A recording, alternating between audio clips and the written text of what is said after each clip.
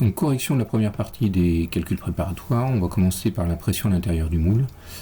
Donc les données d'entrée, c'est l'épaisseur de la pièce injectée, 0,7 mm. Donc ça c'est dans les données, plus grande longueur d'écoulement 100 mm. Tout le monde a bien trouvé ça.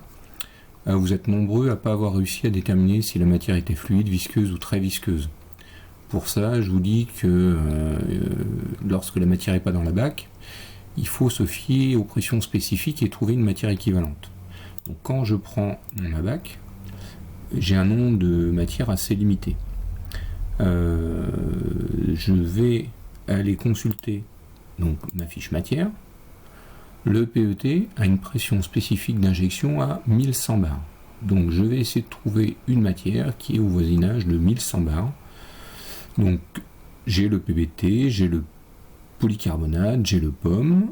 Donc je reviens dans mon tableau ici et je vois que la matière polycarbonate correspond assez bien à ça.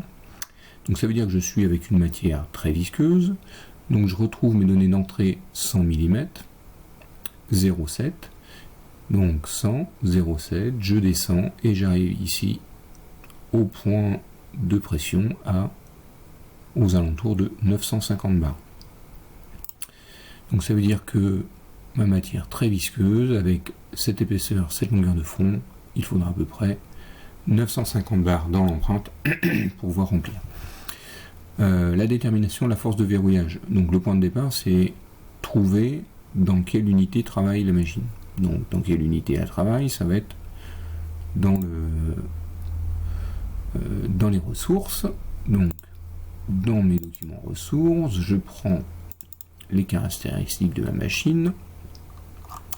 On me dit que les paramètres pour assurer le verrouillage, c'est une force de fermeture en kN. Donc force de fermeture en kN. La formule pour déterminer la force qui a tendance à ouvrir le moule, c'est la pression à l'intérieur du moule multipliée par surface frontale. La pression à l'intérieur du moule, on l'a définie ici à 950 bars. La surface frontale, elle s'exprime en centimètres carrés, c'est les 80 cm² qui sont dans la première page du dossier. Quand je multiplie, j'obtiens donc des décanewtons, 76 000 décanewtons, qui revient à 760 kN. On a déjà vu ça en classe, comment convertir. Je sais que je dois verrouiller 20% de plus que la force qui a tendance à ouvrir le moule, donc 760 multiplié par 1,2, 912 kN de verrouillage. Si on prend la même logique pour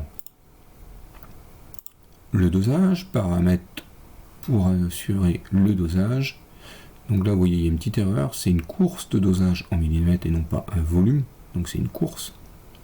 C'est ce qui a dû prêter à confusion nombreux, mais étant donné que c'est des millimètres, c'est forcément une course. Donc la masse 175 grammes, c'est la masse de la moulée. La moulée, dans les données d'entrée, on dit que c'est en pp, donc la masse volumique du pp.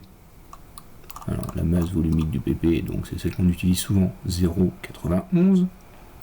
Donc ça veut dire que la moulée que j'ai sous les yeux, elle fait 175 grammes en pp, donc elle représente un volume de 192,3 cm3. Vous êtes nombreux à avoir pris ici la masse volumique du PET, alors que non, c'est la matière qu'on a en témoin.